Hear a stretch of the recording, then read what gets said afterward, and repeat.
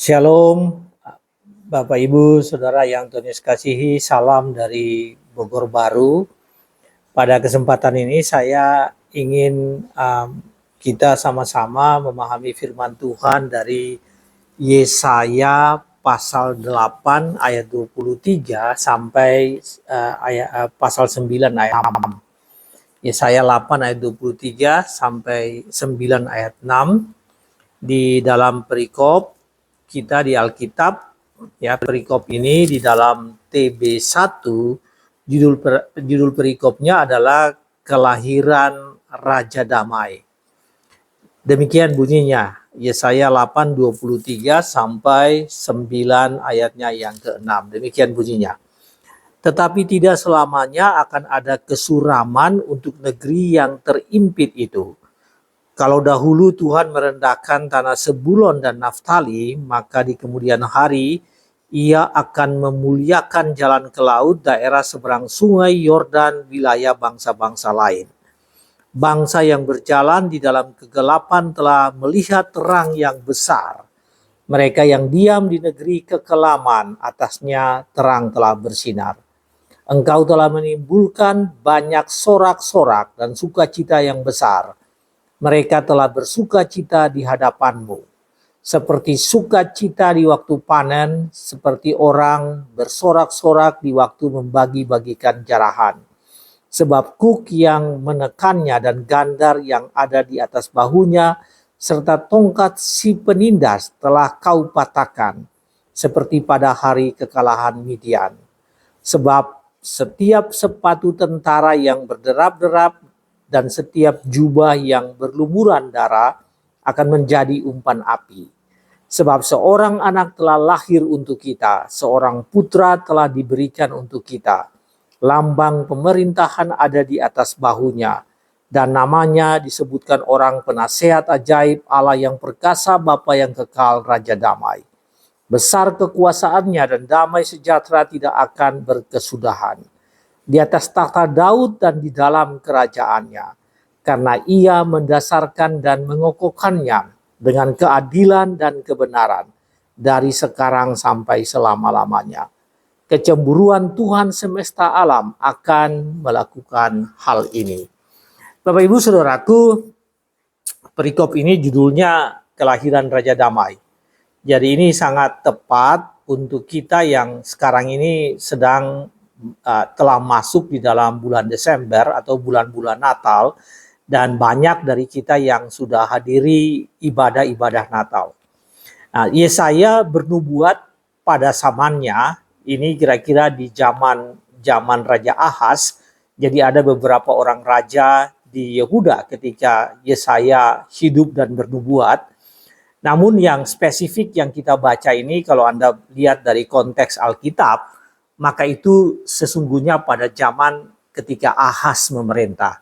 Itu sekitar tahun 750 sampai 700 sebelum Masehi. Dan tadi saya sebutkan judul yang diberikan oleh lembaga Alkitab, yaitu Kelahiran Raja Damai. Dan saudara sekalian, itu tidak lain dari kelahiran Tuhan Yesus Kristus. Nah, Anda bisa bayangkan bahwa apa yang Yesaya nubuatkan itu 700 tahun kemudian baru itu terjadi. Jadi ketika Yesaya menyampaikan firman Tuhan itu, ya firman Tuhan yang kita barusan baca ini, ya nubuat Yesaya ini, itu 700 tahun kemudian baru Raja Damai itu lahir. Saudara sekalian, ayat 1 mengatakan demikian, tetapi tidak selamanya akan ada kesuraman untuk negeri yang terimpit itu. Yang dimaksudkan dengan Yesaya di sini, negeri yang terimpit itu adalah daerah Galilea. Ya, daerah Galilea yang memang secara politik ya tidak begitu diperhatikan oleh pemerintah kerajaan yang berada di Yerusalem. Galilea ya itu bagian dari kerajaan Israel Utara. Ya tentu saja karena kerajaannya dibagi, maka otomatis ya kerajaan yang harusnya di Samaria tidak memperhatikan Galilea ini, dan kemudian yang berada di Yudea atau di Yehuda pun ya ini kerajaan utamanya, kerajaan lamanya, kerajaan Yehuda itu pun tidak diperhatikan, terutama pada zaman Salomo. Saudara sekalian, daerah ini, daerah yang disebut dengan negeri yang terimpit ini, jadi terimpit secara politik, terimpit atau terabaikan karena memang secara geografisnya juga dia terimpit. Jadi kalau Anda melihat di peta Israel, maka negeri ini yang disebut dengan Galilea ini terimpit dengan jarak yang tidak terlalu besar ya, kira-kira 58 km dari timur ke barat dan kira-kira 80 km dari utara ke selatan. Jadi ini daerah yang cukup sempit. Kemudian juga daerah ini terabaikan secara internal politik yang terjadi di zaman Salomo. Ini daerah ini juga diabaikan. Ya, saya akan jelaskan tentang itu. Kemudian di daerah ini juga yang disebut dengan negeri yang terimpit itu juga, dia jadi selain secara geografi, secara politik, ya, kemudian dari sisi ekonomi memang juga terbelakang, ya, dan yang lain yaitu bahwa di negeri ini atau di daerah yang terimpit ini bukan saja didiami oleh orang-orang Yahudi, ya, tetapi juga oleh orang-orang dari bangsa-bangsa yang ada di sekitarnya. Saudara sekalian, dikatakan begini, kalau dahulu Tuhan, ini lanjutan dari ayat 1, kalau dahulu Tuhan merendahkan tanah Sebulon dan Naftali. Jadi sebetulnya daerah yang dimaksudkan dengan terimpit ini adalah bagian ya tanah atau daerah di Israel yang diberikan kepada suku Sebulon dan Naftali. Sehingga dikatakan kalau dahulu Tuhan merendahkan Sebulon dan Naftali. Dan seperti tadi saya sampaikan, Sebulon dan Naftali ini tidak lain adalah Galilea dan bagian utaranya, ya, dan sedikit ke arah selatan di bagian selatannya. Saudara sekalian, sekali lagi bahwa daerah ini terimpit, terjepit baik secara geografis maupun secara ekonomi, secara politik tidak begitu diperhatikan. Jadi ini daerah yang tidak begitu diperhatikan.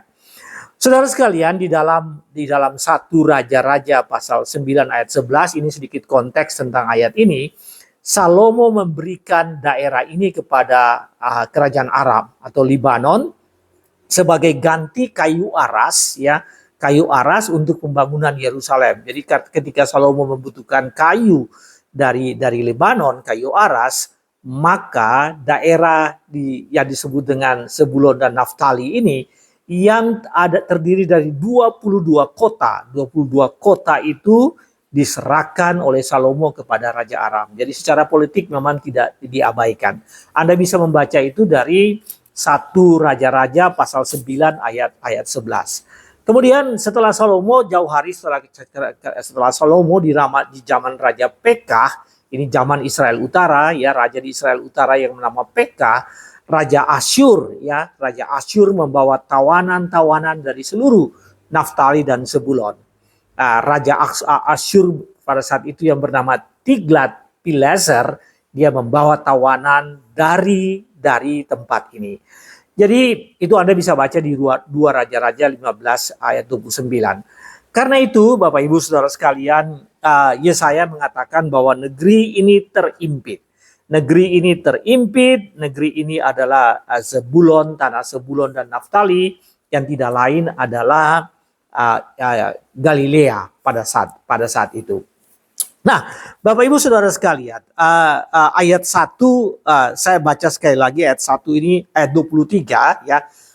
Yesaya 8 ayat 23, tetapi tidak selamanya akan ada kesuraman untuk negeri yang terimpit itu. Seperti tadi saya sudah jelaskan apa yang dimaksudkan dengan terimpit.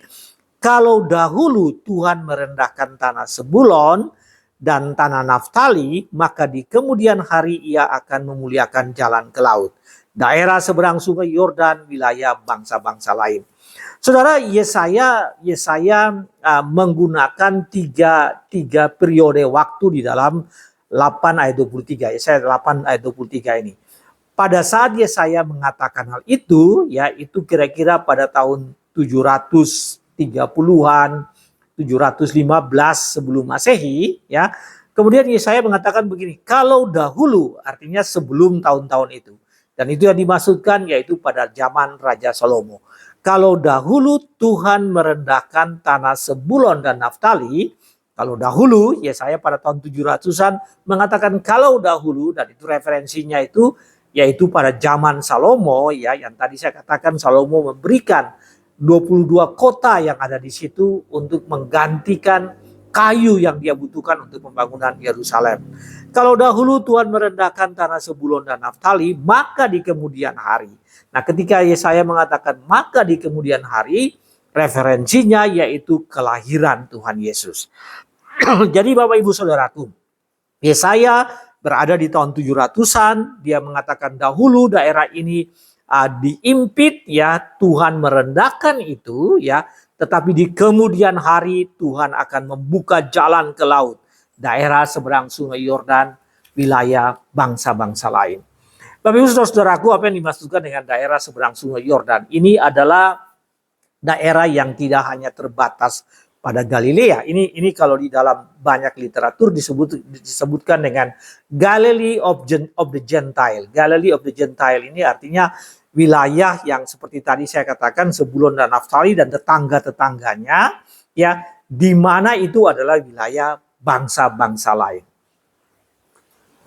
Kemudian Bapak Ibu sekalian, dikatakan begini, bahwa kalau dahulu Tuhan merendahkan tanah Zebulon dan Naftali, maka di kemudian hari ia akan memuliakan jalan ke laut. Nah, laut yang dimaksudkan di sini adalah laut Mediterranean, ya, laut daerah seberang Sungai Yordan. Jadi ke arah timur dan ke arah barat Tuhan akan membuka jalan itu. Nah, Bapak Ibu Saudara sekalian, Yesaya sudah bernubuat. Kalau Anda memperhatikan 8 ayat 23 ini, Yesaya sudah bernubuat bahwa ketika Yesus lahir, Raja Damai lahir di dunia ini, maka yang terjadi yaitu daerah akan terbuka, tidak hanya terbatas pada Galilea, tetapi pemberitaan firman, berita kesukaan Injil itu akan terbuka, masuk ke wilayah bangsa-bangsa lain, daerah seberang Sungai Yordan, daerah memuliakan daerah di jalan ke laut, jadi ke arah barat maupun seberang Sungai Yordan, wilayah bangsa-bangsa lain. Saudara sekalian, masih ingat apa yang dikatakan Tuhan Yesus? Kamu akan menjadi saksiku, ya, di Yerusalem, Yudea, Samaria sampai ke ujung bumi. Jadi memang apa yang terjadi dengan pekabaran Injil, dengan pemberitaan firman, Yesaya sudah sampaikan itu, bahwa ketika Yesus datang ke dunia ini, Raja Damai datang ke dunia ini, maka firman Tuhan itu tidak hanya terbatas pada negeri yang terimpit itu, hanya di Galilea, hanya di sekitar Kapernaum, hanya di sekitar Nazaret, tapi lebih dari itu, wilayah bangsa-bangsa lain, ya, seberang Sungai Yordan, wilayah bangsa-bangsa lain. Saudaraku, saya sengaja menjelaskan ke Anda tentang konteks ini, karena konteks ini begitu penting. Dan mari kita melihat dua hal yang bisa kita pelajari dari perikop ini. Yang pertama, yaitu bahwa di sini dikatakan bahwa tidak selamanya kesuraman. Tidak selamanya kesuraman, karena saatnya Tuhan memuliakan, ya. Tidak selamanya ada kesuraman untuk negeri yang terimpit itu. Jadi meskipun terimpit, maka tidak selamanya ada kesuraman. Di dalam TB2 dikatakan bahwa saatnya Tuhan akan memegahkan negeri yang terimpit itu. Kalau di TB1, maka Tuhan akan memuliakan, ya. Tuhan akan memuliakan. Tidak selamanya negeri itu terimpit, karena memang Tuhan akan membuka jalan, ya. Jadi tidak selamanya ada akhirnya. Tidak selamanya berarti mengatakan bahwa ada akhirnya, dan tidak akan ada lagi ada akhirnya, yang berarti bahwa tidak akan sama lagi, akan berubah. Nah, ini artinya apa, Bapak Ibu Saudaraku? Tuhan tidak membiarkan negeri itu terimpit. Mengapa? Karena Allah mempunyai dimensi waktu yang berbeda dengan manusia, ya, berbeda dengan Yehuda, berbeda dengan pada saat itu Israel, ya, kerajaan Israel Utara. Sangat berbeda. Karena berbeda, maka Tuhan mempunyai rencana, ya, bahwa negeri yang terimpit itu satu saat tidak akan terimpit. Allah mengatur alam semesta ini. Allah yang menentukan, ya, setiap detik, Allah menentukan setiap waktu, setiap menit, setiap hari, setiap tahun, setiap zaman. Allah menentukan itu. Sehingga Yesaya mengatakan tidak selamanya akan ada kesuraman bagi negeri yang terimpit itu. Saya termasuk, kalau Anda baca Alkitab ya, lalu kemudian Anda baca Yesaya 8 ayat 23 ini mempunyai makna yang sangat dalam. Karena Allah berjanji, ya, Yesaya bernubuat, Allah berjanji bahwa negeri yang terimpit itu tidak selamanya terimpit. Negeri yang penuh kesuraman itu tidak selamanya hidup dalam kesuraman, kesedihan. Tetapi saatnya Tuhan akan bertindak dan negeri yang ada dalam kesuraman itu akan terlepas dari masalah-masalah yang dihadapinya. Saudara, apa yang dimaksudkan di sini bahwa Tuhan mempunyai rencana ya yang menembusi waktu ya, yang melewati berbagai waktu yang tidak bisa dipahami oleh kita. Tadi saya katakan bahwa Yesaya menyampaikan hal itu, referensinya kepada zaman Salomo, ya Raja Salomo. Kemudian Yesaya menyampaikan itu, kemudian 700 tahun kemudian, maka apa yang dibuatkan Yesaya ini terjadi. Mari kita lihat saudaraku kebenaran-kebenaran ini, dan sesungguhnya ini menjelaskan bahwa bagi manusia ada keterbatasan waktu ya, tetapi bagi Allah tidak ada keterbatasan waktu. Tuhan punya rencana yang panjang, melampaui generasi, melampaui angkatan dan generasi, dan kemudian Tuhan menyatakan kehendaknya, ya rencananya, di luar apa yang bisa kita pikirkan dan apa yang kita bayangkan. Saudaraku, di dalam pengkhotbah pasal 3 ya, ayat 4 mengatakan begini, Tuhan membuat segala sesuatu indah pada waktunya. Ia memberikan kekekalan dalam hati manusia. Tetapi manusia tidak dapat menyalami dan memahami pekerjaan yang dilakukan Allah dari awal sampai akhir. Dan saya senang dikatakan begitu, bahwa ia mengatur segala sesuatu, Tuhan mengatur segala waktu, kemudian ia memberikan kekekalan dalam kehidupan dan hidup manusia, dalam hati manusia, tetapi manusia tidak dapat menyalami dan memahami pekerjaan yang dilakukan Allah ya secara sempurna dari awal sampai akhir. Nah saudaraku, tidak selamanya ada kesuraman bagi negeri ini. Tidak selamanya ada kesuraman bagi kamu. Ya, hidup Anda yang sudah percaya pada Kristus adalah satu proses yang tidak singkat, tapi proses yang panjang, seumur hidup. Proses yang seumur hidup. Dan di dunia ini kemudian dilanjutkan dalam keabadian dan kekekalan bersama-sama dengan Bapa di sorga. Jadi bila ada episode kesuraman, kedukaan, kemalangan yang mungkin Anda alami, maka itu adalah episode. Itu bukan seluruh cerita dalam kehidupan Anda. Itu hanya episode. Dan hari ini Tuhan ingin mengatakan bahwa tidak selamanya ada kesuraman. Karena Allah memiliki waktu dan rencana yang indah bagi setiap orang. Sehingga Anda bisa mengatakan tidak selamanya ada kesuraman.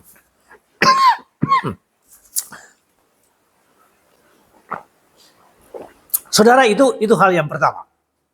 Hal yang pertama yang bisa kita pelajari dari perikop ini. Bahwa tidak selamanya ada kesuraman bagi kehidupan yang terimpit. Karena Tuhan akan membuka jalan dan memberikan jalan bagi setiap anak-anak Tuhan, setiap orang percaya, setiap persekutuan yang percaya dan bergantung pada Tuhan. Maka Tuhan akan membuka jalan. Nah, bagian kedua yang bisa kita pelajari dari perikop ini ya saudara sekalian, yaitu bahwa kesuraman dan kegelapan itu ya diangkat dan dihilangkan oleh Tuhan, diangkat oleh Tuhan. Kesuraman, keterimpitan dan kegelapan ya, kesuraman kegelapan yang dihadapi oleh bangsa yang ada di Zebulon dan Naftali itu diangkat oleh Tuhan 700 tahun kemudian dengan adanya kelahiran Tuhan Yesus. Saudaraku, bagi kita saat ini kesuraman dan kegelapan kehidupan ini diangkat oleh Tuhan dengan adanya kelahiran Tuhan Yesus. Kesuraman dan kegelapan kehidupan ini diangkat oleh Tuhan dengan adanya Natal.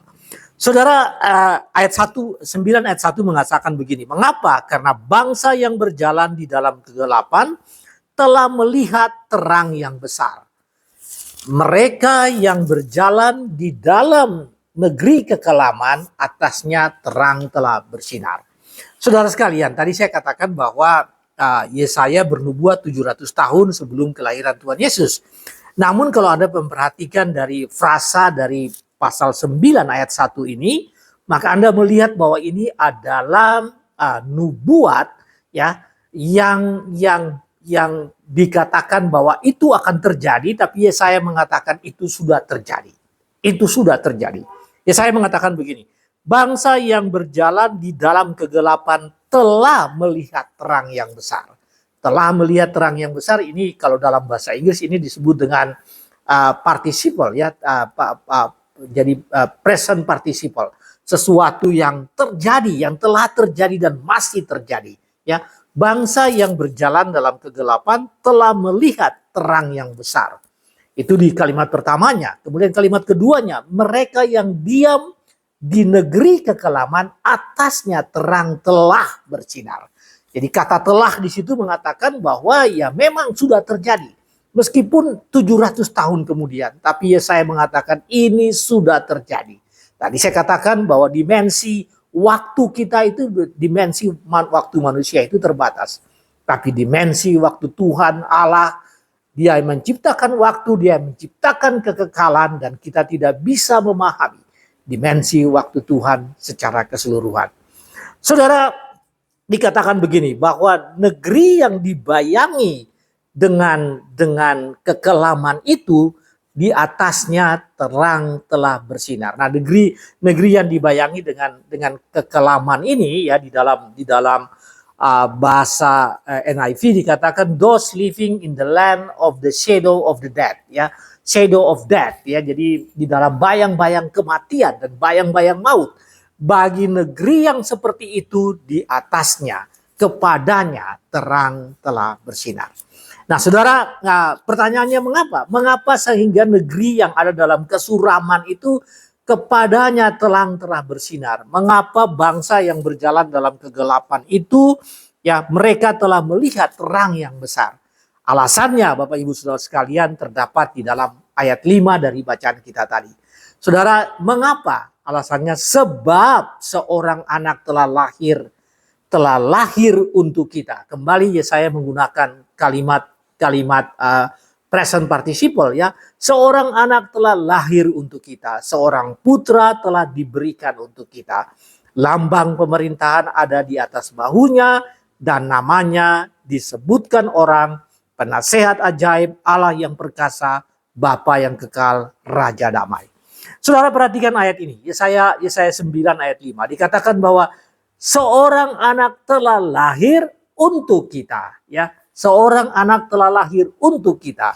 Seorang putra telah diberikan untuk kita. Nah, saudara, ini melambangkan bahwa apa yang disebut dengan ultimate target ya, kelompok sasarannya, yang menjadi sasarannya itu adalah kita, dan kita ini adalah manusia. Dan saya mengatakan bangsa yang berada dalam kegelapan telah melihat terang yang besar ya. Zebulon dan Naftali telah melihat terang dan besar, dan bahkan melampaui Zebulon dan Naftali ya, sedaerah seberang laut, wilayah bangsa-bangsa lain, yang berarti seluruh dunia ini telah melihat terang yang besar ya, telah melihat terang yang besar karena seorang anak telah lahir untuk kita. Seorang putra telah dilahirkan untuk kita, dan kita di sini adalah umat manusia, adalah Anda dan saya ya, dan merupakan yang disebut dengan target atau sasaran dari peristiwa yang luar biasa, yang hebat ini.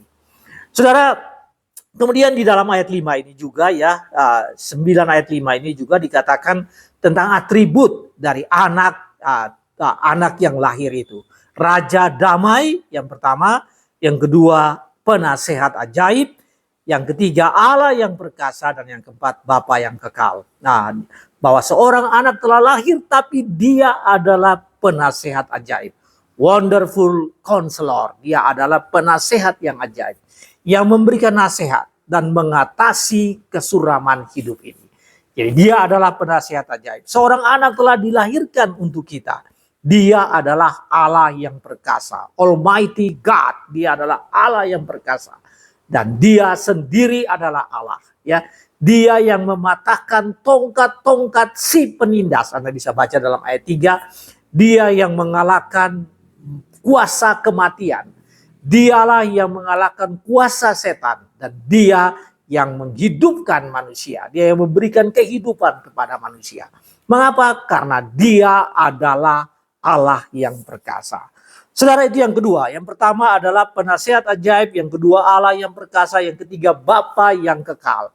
Everlasting Father. Dia adalah Bapa yang kekal. Bapa bagi setiap orang. Bagi setiap anak-anaknya. Dan bukan Bapa yang sementara, tapi Bapa yang abadi. Bapa yang kekal. Yang akan bersama-sama dengan setiap anak-anaknya. Dan setiap orang percaya dalam keabadian. Dikatakan Bapa yang kekal. Berarti Bapa yang hidup dengan anak-anaknya dalam kekekalan. Kemudian dikatakan Raja Damai. Nah, saudara, Raja Damai, King of Peace or Prince of Peace. Mengapa? Karena dia membawa damai sejahtera bagi dunia ini. Dia adalah Raja Damai karena dia membawa damai sejahtera bagi dunia ini. Dan damai sejahtera itu melampaui segala akal dan pikiran manusia. Kita nggak bisa memahami itu. Tapi Allah memberikan damai sejahtera itu yang melampaui segala perasaan, pikiran kita, ya, keadaan kita. Karena dia adalah Raja Damai. Kelahiran Raja Damai. Anak yang lahir itu menjadi Raja Damai. Dia adalah Bapa yang perkasa, Wonderful Counselor, penasehat ajaib, dan Raja Damai. Bapak Ibu saudara-saudara sekalian, pada saat Tuhan Yesus lahir di Bethlehem, kemudian malaikat-malaikat datang dan bertemu dengan gembala-gembala di padang Efrata. Nah, saudara, kalau Anda baca di dalam Injil Lukas pasal 2 ayat 14, di sana dikatakan bahwa gembala-gembala itu mereka datang dan malaikat-malaikat itu datang menjumpai gembala-gembala. Dan gembala-gembala itu bisa melihat malaikat yang berjumlahnya sangat banyak. Jumlah malaikat yang begitu banyak. Dan kemudian mereka membawakan puji-pujian. Nah, saudara, puji-pujian ini tentang damai sejahtera. Mereka katakan begini, Bapak Ibu saudara-saudaraku, di dalam Lukas pasal 2 ayat 14. Mereka datang bertemu dengan malaikat ini, datang bertemu dengan gembala-gembala, menyampaikan bahwa Yesus telah lahir di Bethlehem. Dan kemudian mereka bernyanyi, mereka memuliakan Tuhan. Dan kemudian mereka bernyanyi. Malaikat-malaikat ini menyanyi dan mereka katakan kemuliaan bagi Allah di tempat yang maha tinggi. Dan damai sejahtera di bumi. Saya ingin menekankan tentang frasa ini. Kemuliaan bagi Allah di tempat yang maha tinggi. Dan dia adalah Raja Damai, dikatakan, dan damai sejahtera di bumi. Di antara manusia yang berkenan kepadanya. Yesus membawa damai sejahtera. Raja Damai itu dia membawa damai sejahtera. Sehingga malaikat-malaikat mereka menyanyi, mereka katakan damai sejahtera di bumi. Di antara manusia yang berkenan kepadanya. Saudara, di musim Natal ini kita banyak menyanyikan lagu Natal. Tapi bagi saya ini lagu Natal yang abadi, lagu Natal pertama.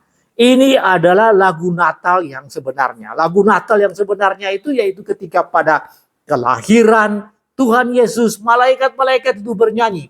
Kemuliaan bagi Allah di tempat yang maha tinggi dan damai sejahtera di bumi di antara manusia yang berkenan kepadanya. Saudara, lagu ini, pujian ini selalu dinyanyikan di beberapa gereja, khususnya di gereja GPIB, saudara. Padahal ini lagu Natal, ini lagu Natal pertama. Dan lagu Natal satu-satunya yang Anda temukan di dalam cerita kelahiran Tuhan Yesus. Ketika malaikat menyampaikan itu. Sebelum ada lagu-lagu yang kita tahu saat ini, Malam Kudus, lagu-lagu yang seperti itu, sebelum semuanya ada. Malaikat menyampaikan bahwa dia adalah Raja Damai, damai sejahtera di bumi kepada setiap orang yang berkenan kepadanya. Saudara, apa implikasi rohaninya bagi Anda? Apa maknanya bagi Anda? Momen Natal ini sangat penting bagi Anda untuk memperdalam ya, mengintensifikasi iman, percaya, ketergantungan Anda pada Tuhan Yesus. Yesus adalah penasihat ajaib, Allah yang perkasa, Bapa yang kekal, juru selamat dunia ini, dan adalah Raja damai. Karena ini momen Natal ini digunakan untuk itu. Percaya juga bahwa ada detail kehidupan ini, ya, ada detail kehidupan ini yang diatur oleh Tuhan Yesus. Yesus yang mengatur segala kehidupan Anda, dan karena itu kalau Anda dalam kesuraman, maka itu diangkat oleh Tuhan. Anda berada dalam kehimpitan, maka saatnya, tidak selamanya itu terjadi. Allah mengangkat itu dari kehidupan Anda. Saudara, hendaklah Natal ini, memasuki Natal ini, maka terima Natal dengan sukacita. Karena hidupmu yang terimpit, hidupmu yang ada dalam kesuraman, hidupmu yang ada dalam berbagai masalah, itu saatnya diangkat oleh Tuhan, dibebaskan oleh Tuhan. Karena tidak selamanya ada kesuraman bagi bangsa yang terhimpit itu. Tidak selamanya ada kesuraman bagi setiap orang yang merasa terhimpit, punya banyak masalah. Karena Tuhan datang dan Dia adalah Raja damai, ya, Dia membawa damai sejahtera. Di hari Natal ini kembali buka pintu hatimu untuk terima Tuhan Yesus dengan sungguh-sungguh dan bergantung pada Dia dengan sungguh-sungguh. Karena Dia adalah Raja damai yang mengangkat Anda dari segala persoalan kehidupan dan memberikan kepastian keselamatan kepada Anda. Kiranya firman Tuhan ini memberkati Anda semua. Amin.